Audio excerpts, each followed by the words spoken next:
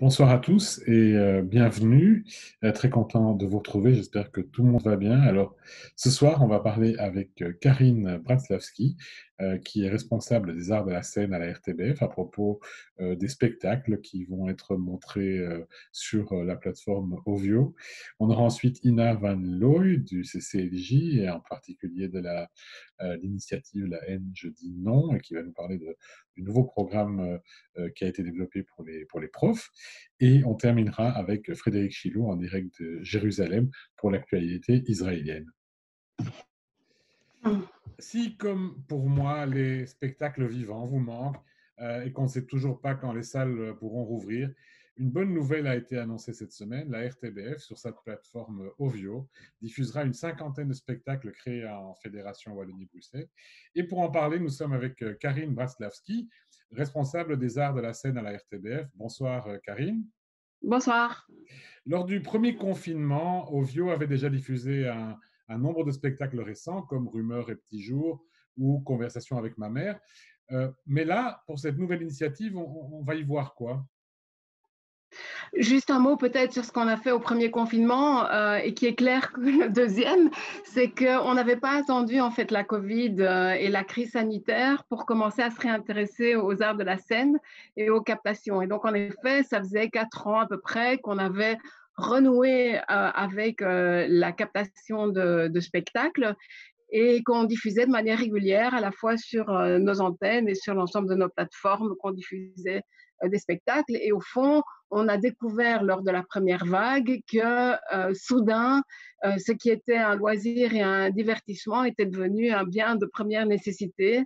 Et ça nous a permis, en effet, de rediffuser sur Ovio à peu près une trentaine de spectacles qui avaient été engrangés au fil des dernières années. Voilà, ça c'était juste pour resituer qu'on a redécouvert la force et l'importance du propos sur nos scènes à ce moment-là.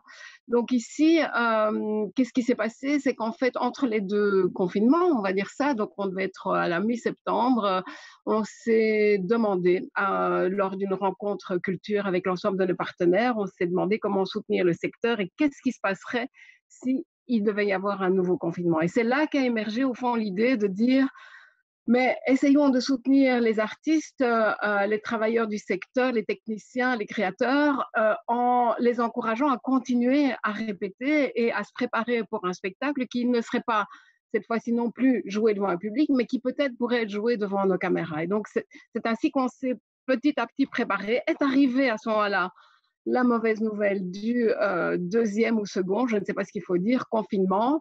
Et on est allé, on a mené à bien cette idée. En fait, on a continué à explorer cette idée qu'on avait eue en contactant un ensemble de théâtres, d'opérateurs, dont on a vu tout simplement dans les agendas qu'ils étaient censés jouer. Et on s'est rendu compte qu'il y avait effectivement beaucoup de personnes qui seraient disposées à continuer à répéter, continuer à jouer devant nos caméras.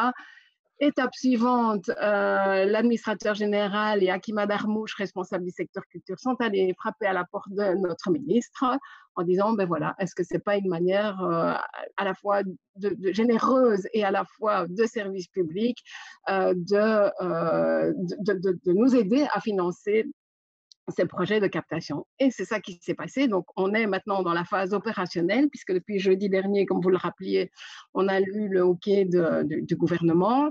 On est donc dans la phase maintenant opérationnelle où à la fois, on prend contact avec tous les opérateurs qui étaient censés jouer maintenant.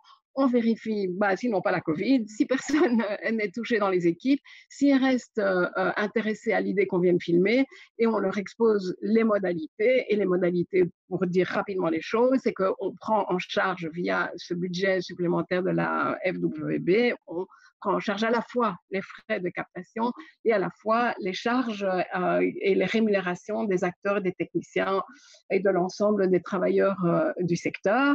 Qu'est-ce qu'on va voir de manière très concrète? Un ensemble de spectacles.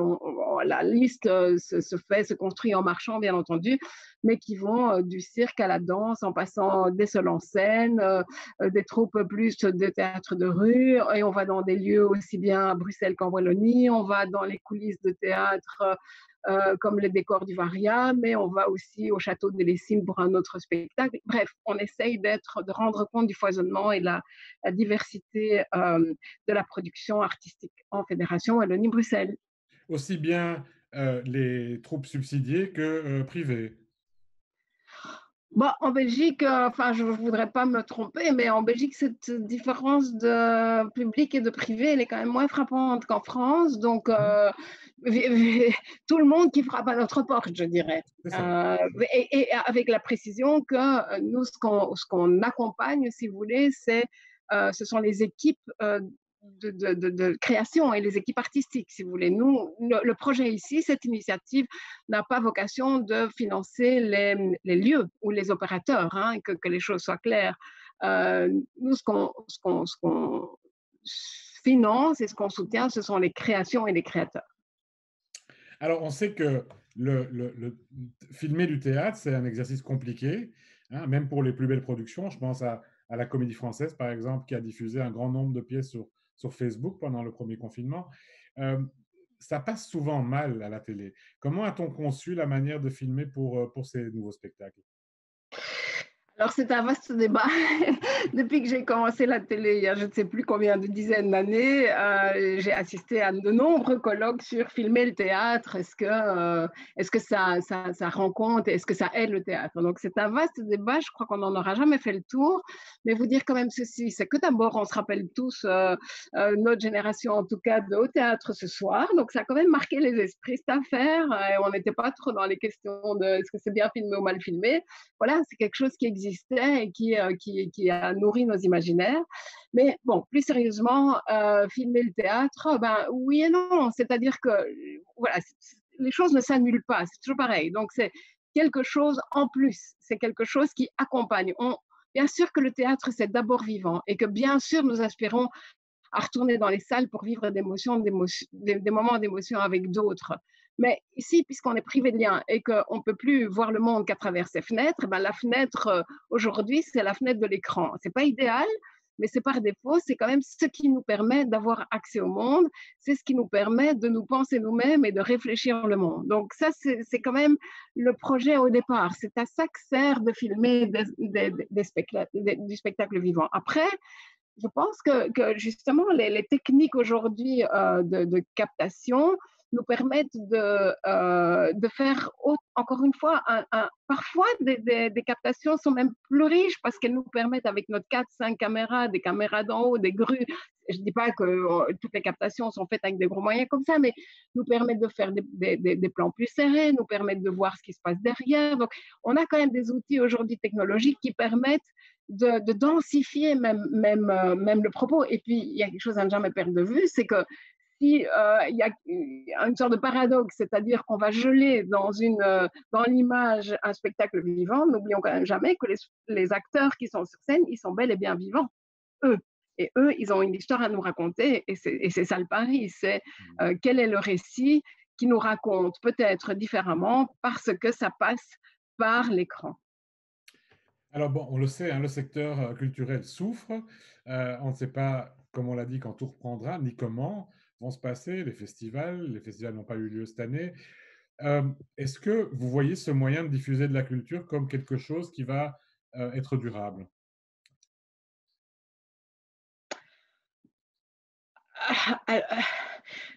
Oui, oui, enfin, c'est-à-dire que je crois que ça pose la question, en tout cas, c'est un peu ce dont on se rend compte pour l'instant, c'est durable dans le sens où on redécouvre ce dont on est privé et on redécouvre que la culture est devenue un bien essentiel.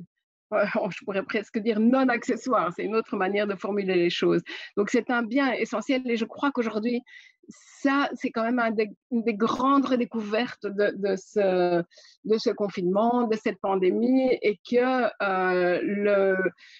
les biens communs, c'est quand même ça qui aujourd'hui nous unissent, donc les services publics et les services au public. Et si ça passe par les médias, eh bien, c'est tant mieux. Je dirais même que le terme média n'a jamais aussi bien porté son nom.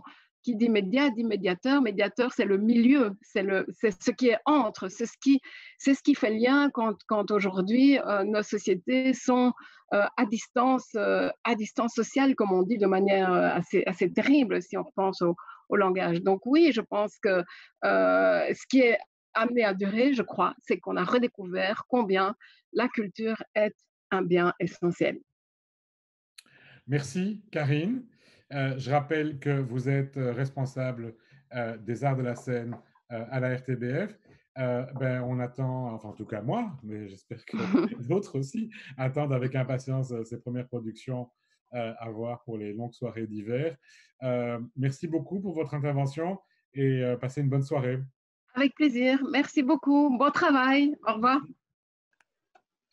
Notre prochaine invitée est Ina Van Looy. Bonsoir Ina. Bonsoir Frédéric. Vous êtes directrice du Centre d'éducation à la citoyenneté du CCLJ, hein, c'est l'initiative La haine, je dis non. Vous travaillez donc principalement avec des profs de l'enseignement primaire et secondaire en communauté Wallonie-Bruxelles et vous lancez une nouvelle formation qui sera en ligne, qui leur est adressée et qui s'intitule Juif, point d'interrogation, un peu comme dans Salomon, vous êtes juif. Alors, en quoi consiste cette formation ? D'abord, la bonne nouvelle, c'est qu'elle est d'ores et déjà complète. Donc, je pense qu'on fera une nouvelle édition sous peu. En quoi consiste cette formation? Elle est née de notre réalité de terrain, en fait.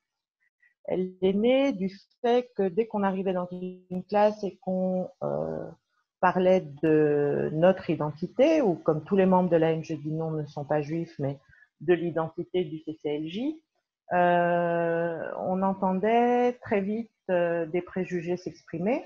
Après, ça c'est notre force aussi, c'est qu'on fait tout en fait pour qu'ils s'expriment, ces préjugés.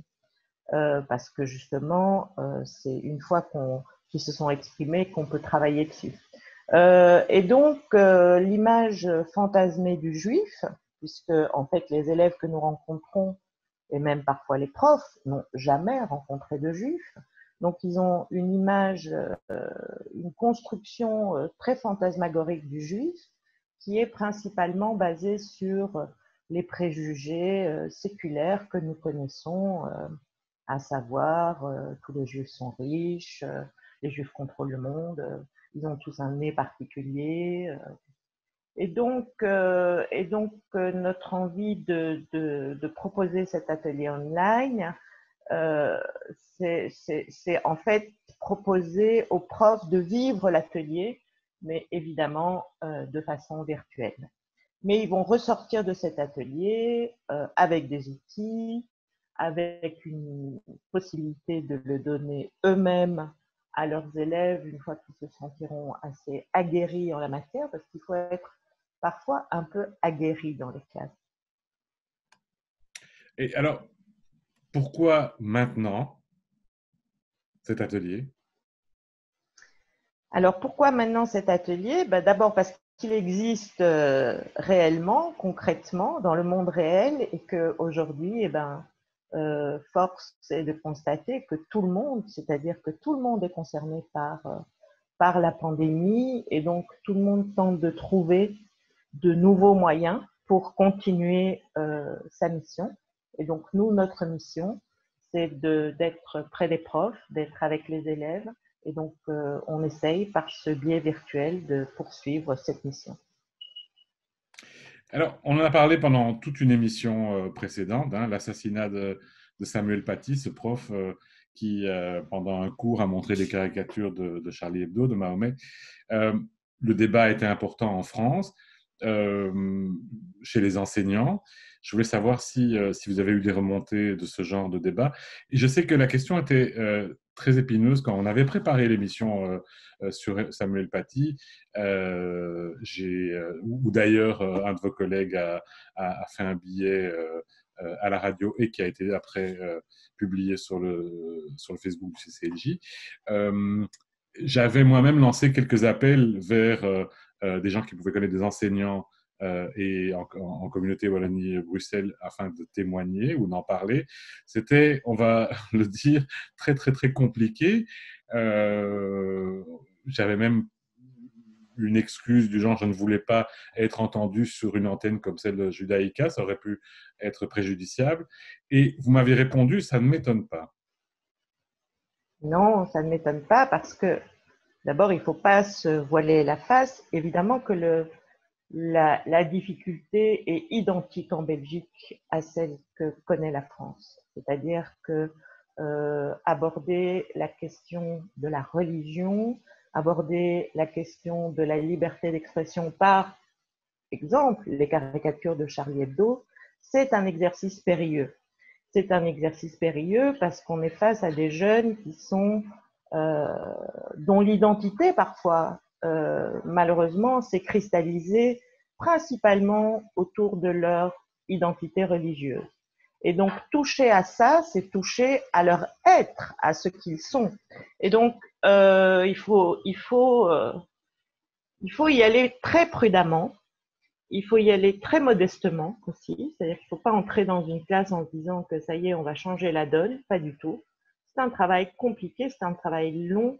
Tous les animateurs de la haine, je dis non, le savent. Moi, je dis toujours à toute personne qui entre dans notre équipe qu'il faut être modeste, qu'il faut marcher sur la pointe des pieds et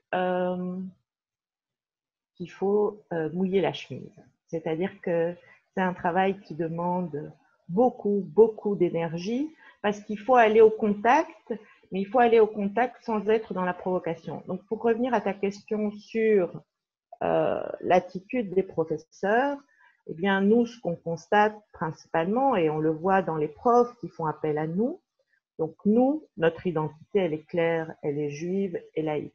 Il y a des profs qui nous font confiance depuis plus de 20 ans parce qu'ils nous disent très précisément qu'ils savent que lorsque leurs élèves viennent au CCLJ, et parfois c'est le seul lieu dans lequel ils osent venir avec leurs élèves qui peuvent avoir parfois des comportements en public un peu compliqués, tout simplement parce que c'est des jeunes qu'on sort rarement, entre guillemets, c'est-à-dire que il y a certaines directions qui estiment que leurs élèves sont tellement compliqués à gérer au quotidien qu'ils ne vont pas prendre le risque de les amener à l'extérieur.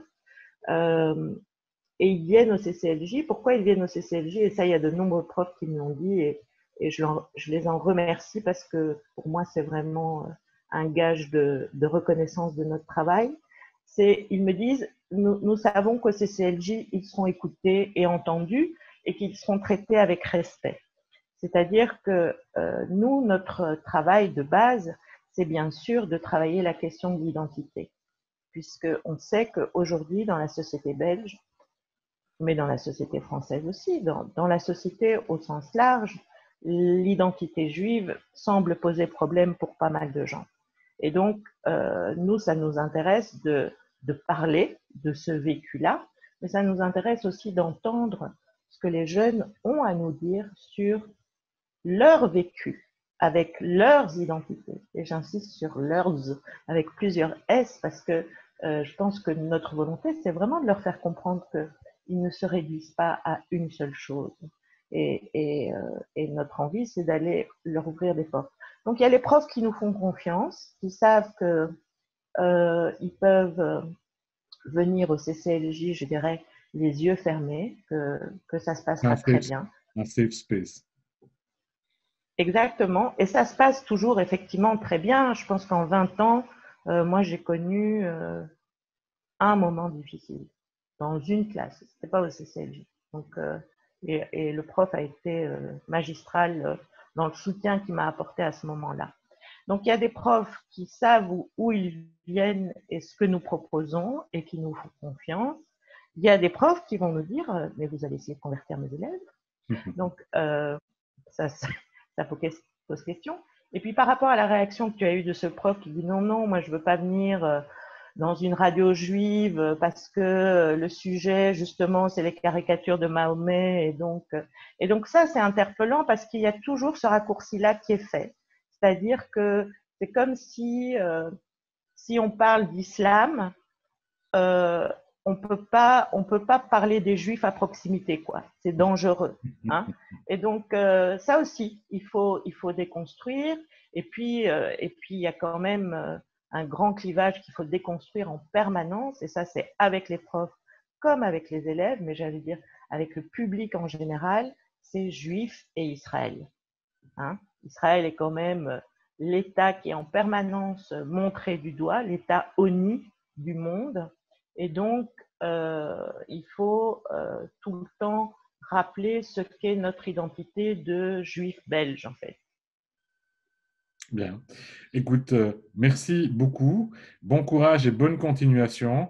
Et comme tu viens de le dire, l'atelier est full. Oui, Vous partez sur des bonnes bases et je crois que c'est plutôt un signe d'espoir. Merci Ina, bonne soirée et à très bientôt. à toi aussi. Merci Frédéric, au revoir. Au revoir. Comme d'habitude, on retrouve Frédéric Chilot en direct de Jérusalem. Bonsoir Frédéric. Bonsoir. Alors, cette semaine, vous allez nous parler d'un événement qui est arrivé, je pense qui était attendu depuis longtemps. C'est la libération de Jonathan Pollard, qui peut maintenant acquitter ou va quitter les États-Unis. Il peut le faire. Alors, après 30 ans de prison, 5 ans de liberté conditionnelle, on l'a vu cette semaine, la photo a été postée sur les réseaux sociaux. On le voit en train de couper son bracelet électronique, puisqu'il était, oui, 5 ans en liberté conditionnelle. Aujourd'hui, c'est un homme libre et il peut, par exemple, faire son alia, puisque lui, il est devenu israélien en 95, donc il en a la possibilité. Donc, évidemment, c'est un moment important, un petit peu romantique, romantisé. En fait, toute cette histoire, c'est quand même une histoire assez sordide et plutôt tragique. Une histoire, celle de Pollard, qui est pleine d'erreurs. D'abord, c'était l'erreur tragique de Pollard, fatale, que d'avoir pensé, lui qui était alors, donc on est en 85, un petit analyste de la marine américaine, il a fourni des documents à Israël et il pensait rester sous les radars de la CIA et le faire en n'étant jamais vu, en n'étant jamais pris. Et bien sûr, il a été arrêté. D'abord, une condamnation à vie, hein, à prison à vie, et perpétuité. Et puis finalement, commué 30 ans de prison. Mais énormément de douleur, énormément d'erreurs. Et l'erreur, elle est aussi du côté israélien. Parce que c'était une erreur majeure que les Israéliens aient accepté les documents de Pollard. Alors, c'était pas le Mossad à l'époque, c'était l'ACAM. C'était une cellule du renseignement scientifique, qui était d'ailleurs secrète, et elle n'a pas résisté à l'affaire Pollard, parce que dès qu'on a appris cette affaire, eh bien, elle a été dissoute. Et à l'époque, c'était Raphaël Eitan, le célèbre espion du Mossad, celui qui avait, par exemple, récupéré Eichmann, qui était son agent de liaison. Et c'était une erreur terrible que d'avoir accepté ça.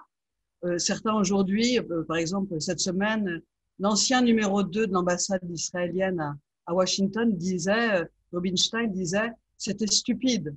C'était plus que ça, c'était stupide et tragique pour les conséquences ensuite politiques, diplomatiques.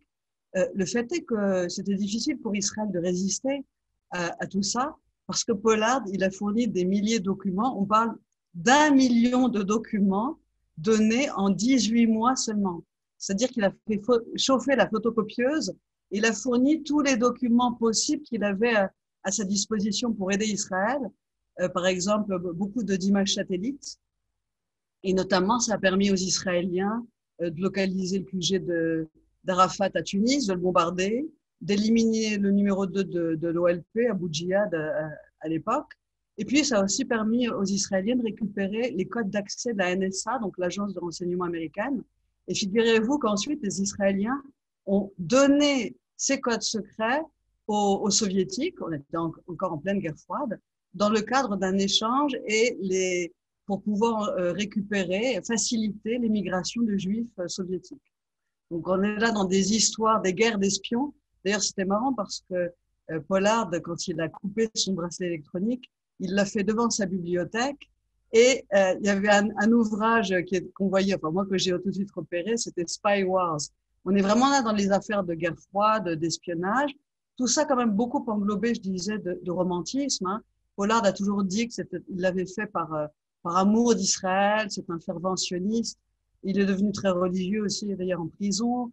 Il a épousé une femme juive très religieuse, très pieuse, en prison. Et il disait, par exemple, une de ses interviews en 88, c'était un média américain, il disait qu'il l'avait fait pour en fait venger Israël des États-Unis, du gouvernement américain, le gouvernement américain qui n'avait rien fait en 40 pour sauver les Juifs de la Shoah. Moi, tout ça, c'est beaucoup de romantisme, hein, avec quand même du ressentiment. Mais en réalité, bon, l'image que les Américains donnent de Pollard, elle est tout autre. On parle de quelqu'un qui était quand même quelqu'un qui mentait beaucoup, même un peu obsessionnel dans le mensonge, et puis surtout d'une grande instabilité émotionnelle, disait la CIA. Et le fait est aussi, pourquoi est-ce qu'il a trahi les États-Unis? Sans doute pas seulement par amour d'Israël, mais aussi pour de l'argent, et même beaucoup d'argent. Et ça, c'est cette semaine, un ancien Premier ministre, Ehud Olmert, qui l'a dit dans une interview, Pollard a aidé Israël pour l'argent. On lui promettait $500 000. Bon, le pauvre, j'allais dire le pauvre, il en a touché finalement $45 000. Mais il le faisait pour l'appât du gain aussi, évidemment. Tout cela, on comprend très bien. Et avec cette petite citation, vous voyez que je viens de faire d'Olmert, on voit que tout n'est pas blanc et noir. Il n'y a pas uniquement d'un côté le traître vu depuis les États-Unis, et ici en Israël c'est un héros, un martyr. Non, en Israël aussi on considère que Pollard, comment il a été très embarrassant. C'était une erreur de d'avoir utilisé comme source. Et aujourd'hui, beaucoup en Israël disent bon bah il a fait son temps. Et il a mérité aussi la prison, c'est vrai. C'était un traître à son pays. Mais aux États-Unis, aujourd'hui encore, certains disent qu'il ne devrait pas repartir. Et qui, par exemple, eh bien, Joe Biden. On a appris cette semaine, oui, que Joe Biden, à la dernière tentative de libération de Pollard, avait déclaré, il était alors vice-président d'Obama, il avait déclaré, il faudra me passer sur le corps. Bon, cette fois, c'est clairement une décision qui a été facilitée par l'administration Trump. Donc, Biden, le nouveau président élu, ne peut rien y faire. Mais c'est quelque chose qui a beaucoup embarrassé les Américains, qui a crispé les relations bilatérales et qui est embarrassant pour Israël. Donc, il ne faudrait pas qu'Israël, aujourd'hui, l'accueille comme un héros sur le tarmac de l'aéroport. D'ailleurs, la première chose qu'on lui dira, c'est il vous faudra passer 14 jours en isolement à cause du Covid. C'est la petite blague qui circule en Israël. Qui va se dévouer pour le lui dire? Mais blague à part, évidemment, oui, on l'attend maintenant parce que la prochaine étape, eh bien, c'est son alia. Et d'ailleurs, cette semaine, Netanyahou lui a téléphoné, il l'a félicité, il lui a parlé de manière très chaleureuse et lui a dit « on vous attend ». Donc quand même, Israël qui a trahi Pollard, hein, il faut le dire, parce que Pollard, il s'était réfugié tout de suite quand il a senti l'emprise de la CIA, il s'était réfugié à l'ambassade américaine, l'ambassade israélienne, et les Israéliens lui avaient fermé la porte. Donc cet homme qui a trahi son pays, qui a ensuite été trahi par Israël, aujourd'hui est un homme libre et oui, il va peut-être venir ici en Israël. Autre événement majeur, on va dire, dans la région, événement secret, mais qui n'est pas resté secret très longtemps, c'est la rencontre Netanyahou et Mohamed Ben Salman en Arabie Saoudite. Oui, c'est intéressant, on parle d'affaires d'espions, d'histoires secrètes. Aujourd'hui, il y a peu de choses qui peuvent rester secrètes. Et par exemple, ce voyage de Netanyahou en Arabie Saoudite, comment on le sait? Parce que il se trouve qu'un journaliste du Haaretz qui est féru d'aéronautique est toujours en train de regarder le mouvement des avions dans la région. Et il a vu qu'un des jets de Netanyahou était parti et pendant 5 heures était resté dans une petite ville d'Arabie Saoudite, Nehoum, en Arabie Saoudite, au moment même où le secrétaire d'État américain Pompeo et le prince héritier d'Arabie Saoudite, MBS, s'y trouvaient. Alors, l'affaire, bien sûr, on n'a pas attendu longtemps avant d'en reparler. Et justement, Ce qui est intéressant, c'est que les Saoudiens ont démenti, mais de manière très timide. Et surtout, Netanyahou n'a rien dit, il n'a pas démenti, mais tout son entourage s'est chargé de confirmer l'histoire. Donc, il était bien en Arabie Saoudite et il y a eu ce rendez-vous, cette réunion tripartite qui est importante. Certains au gouvernement israélien ont même dit que tout cela était coordonné, à la fois le démenti saoudien et les réactions israéliennes. Évidemment, Israël n'aurait jamais fait de publicité sur cette rencontre secrète si cela avait embarrassé les Saoudiens. Alors, c'est important, ça n'est pas la première rencontre, sans doute, entre Netanyahou et un dirigeant saoudien, un responsable saoudien. Cette fois-ci, il y était avec le chef du Mossad, Yossi Cohen. Et là, on voit que c'est un événement très important parce que c'est un pas, évidemment, vers la normalisation.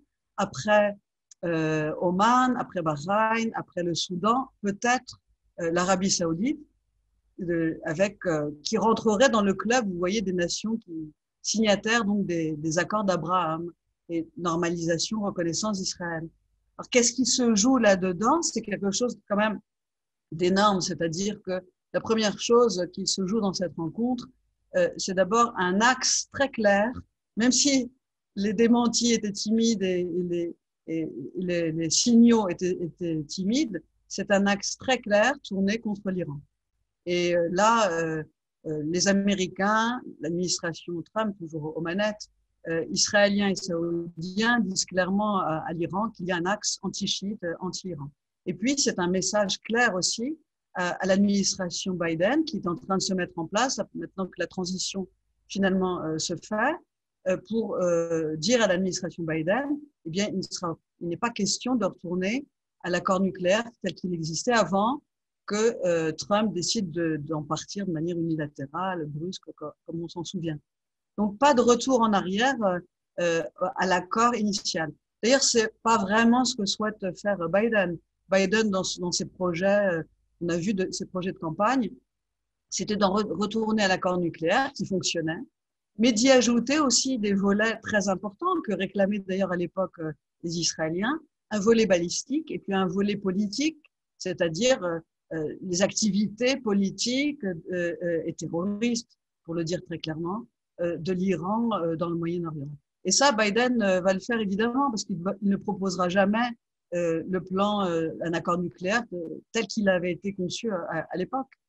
Et il devra le faire pour rassurer les Saoudiens, pour rassurer les Israéliens, les Saoudiens qui sont quand même la plus grande alliée historiquement des Américains dans la région. Donc, de toute façon, il devra leur donner des gages. Et puis, Biden ne pourra pas présenter quelque chose sur l'accord nucléaire sans avoir un accord aussi avec les alliés, les anciens signataires de JCPOA, l'accord nucléaire, notamment les alliés européens, France, Grande-Bretagne et Allemagne. Donc, ça n'est pas pour demain ce n'est pas au 21 janvier que l'administration américaine va décider de rétablir cet accord nucléaire. Donc voilà qu'il y a un signal très fort du côté des Saoudiens et des Israéliens contre cela, pour l'en empêcher en tout cas. On n'est pas encore dans la normalisation, on en est même très loin. D'abord, l'Arabie Saoudite, c'est un gros morceau, ça n'est pas Oman, ça n'est pas même pas les Émirats Arabes Unis. Symboliquement, c'est très important, c'est la gardienne des lieux saints, c'est un État très important. Et puis, on n'est pas non plus dans la normalisation parce que cette rencontre, eh bien, elle s'est faite avec MBS, le jeune prince héritier, et c'est pas du tout la génération qui est aux manettes aujourd'hui en Arabie Saoudite. Hein. Son père, c'est une autre génération avec d'autres codes, d'autres références, et notamment la première référence, eh bien, c'est l'initiative de paix arabe, qui était un projet saoudien avec les Palestiniens. Donc, toute normalisation avec Israël devra se faire, selon le père de Salman, en accord avec une réconciliation, avec un accord israélo-palestinien. Et l'époque, l'initiative de paix saoudienne, qu'est-ce qu'elle avait comme principaux paramètres? Eh bien, c'était la reconnaissance de Jérusalem-Est comme capitale d'Israël, et puis aussi capitale des Palestiniens, Et puis aussi, par exemple, le droit au retour, des paramètres qui épousaient totalement les vues, les attentes palestiniennes. Donc, on en est très loin aussi. Et on le voit, affaire de génération, des paramètres palestiniens. L'administration Biden, qui est très attachée aussi à la question palestinienne, à la solution à deux États, donc ça ne va pas pouvoir se faire comme ça, cette normalisation. Néanmoins, on voit donc qu'il y a eu un message politique, un message important, et aussi un message intérieur, parce qu'en faisant la publicité autour de cette rencontre, évidemment, les Saoudiens sur place, c'est une façon un petit peu pour l'opinion publique saoudienne de s'habituer un peu à l'idée qu'on va vers la normalisation avec l'État juif. Et puis, il y a un message très clair aussi pour la politique intérieure israélienne, c'est-à-dire qu'en communiquant comme il l'a fait, le gouvernement Netanyahou, évidemment, communique pour son chef, hein, Netanyahou, qui est en perpétuelle campagne électorale. Eh bien, il se présente là comme un nouveau faiseur de paix, celui qui agit pour la normalisation dans le monde arabe, avec le monde arabe, et celui qui agit contre l'Iran, puisque Netanyahou, lui, c'est Monsieur Iran depuis 20 ans, c'est comme ça qu'il se présente. Donc, il y a eu vraiment une publicité qui a été faite autour de ça, avec des visées vraiment de politique intérieure. On en avait parlé la semaine dernière. En Israël, on s'attend bientôt à de nouvelles élections, une campagne qui va être lancée. Et autre chose, pourquoi ça a été ébruité cette semaine spécialement, eh bien le même jour, figurez-vous, Frédéric, le jour où on a annoncé donc cette rencontre Netanyahou et MBS, eh bien le ministre de la Défense Gantz a annoncé une enquête sur l'affaire des sous-marins dans laquelle est impliqué l'entourage de Netanyahou, peut-être même Netanyahou lui-même. Donc c'était aussi un moyen de faire taire ces problèmes-là. Et je terminerai sur un proche du Premier ministre d'Israël qui a quand même osé dire, vous voyez, cette rencontre, c'est la preuve que quand Gantz fait de la politique, eh bien, Netanyahou fait la paix. Alors qu'on le voit bien, évidemment, la paix, ce n'est pas pour maintenant, mais il y a beaucoup, beaucoup de politique dans la démarche de Netanyahou et dans ce voyage. Très bien. Merci, Frédéric. Comme d'habitude, toujours très clair. À très bientôt, à la semaine prochaine. Et portez-vous bien cette semaine et à la semaine prochaine. Portez-vous bien. Au revoir. On termine comme d'habitude par l'agenda du CCLJ, agenda des activités connectées, encore toujours. Le mercredi 9 décembre, c'est à 20h et c'est une rencontre avec Alain Berenbaum à propos de son dernier livre, Le rêve de Harry. Ça va parler cinéma. Le lendemain, le jeudi 10, c'est la fête de Hanouka aussi de manière connectée, la fête de Hanouka du CCLJ. Et le jeudi 17 décembre, à 20h, là aussi, c'est une conférence, réflexion en Zoom autour d'un livre et de son auteur. Et cette fois, c'est Fatoumata Fati Sidibié à propos de son livre La voix d'une rebelle. Toutes les informations, vous les retrouvez forcément sur le site du CCLJ ou sur la page Facebook.